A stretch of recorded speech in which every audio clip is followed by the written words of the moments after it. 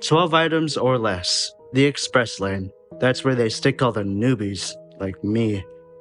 My name's Marcus. I just got hired here at Barnaby's as a cashier about a week ago. Places like this always hire seasonal help for the holidays, like now, being it's Christmas and all. I was hoping they'd keep me on after the holidays, but after what happened today, I don't even know if I want to go back. I just finished my training yesterday and today was my first day going solo. I was excited, being this was my first job and all. Couldn't wait. The day started out pretty good. I arrived to work early like my dad always said to do. It makes a good impression, he said. I clocked in and got to my till. For those of you that don't know what a till is, it's that little black box that holds the money in the register. You get a fresh till at the beginning of our shift. By fresh, I mean $125 in coins and bills. Anyway, I walked over to the register, opened the drawer, put in my till, closed the drawer, announced the register was open, and began to ring up customers. Now, Barnaby's is a very old store. We still have push-button cash registers. All the big-name stores have those UPC laser scan machines. Not us. We still have to hand key in the prices off a price sticker. We do have a conveyor belt system, though. It looks like some kind of torture device with sharp, jagged metal claws at the ends.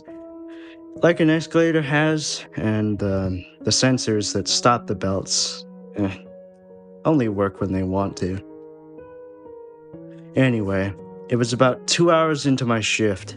A middle-aged lady wearing red pants, a green sweater with a button-up shirt underneath, and what appeared to be a strand of miniature Christmas lights around her neck like a necklace, dangling down almost to the top of her pants, walked into my line. I greeted her with a hello as we were trained to do. She put her items on the belt, I rang her up, and told her the price. Then it happened. She bent over, handing me the money, her necklace hitting the conveyor belt. It started moving fast. It caught her necklace and yanked her down, face first, onto the belt, and dragging her into the metal claws. It happened so quick. She screamed as the claws tore her face open, blood spewing everywhere. She tried pulling herself free, but every time she did, the belt would pull her face back down into the claws. She was screaming, kicking, and flashing her arms all around. Luckily, Jim, the meat manager, was behind her.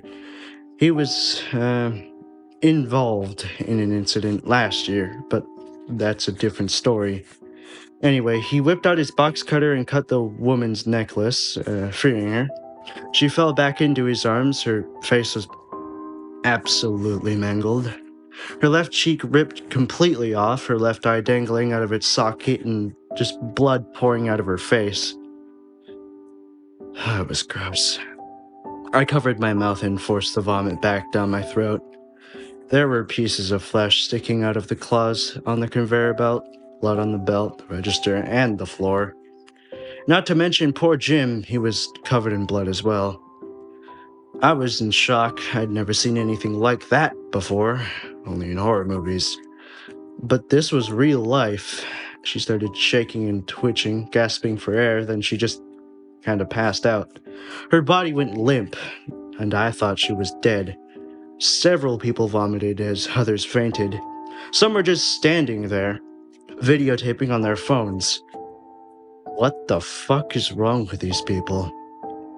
Someone must have called the cops. They showed up and shut the store down. The paramedics arrived and tended to the woman. They made sure she was still breathing, bandaged her up, and took her away. The cops took our statements and left. We were all sent home after that.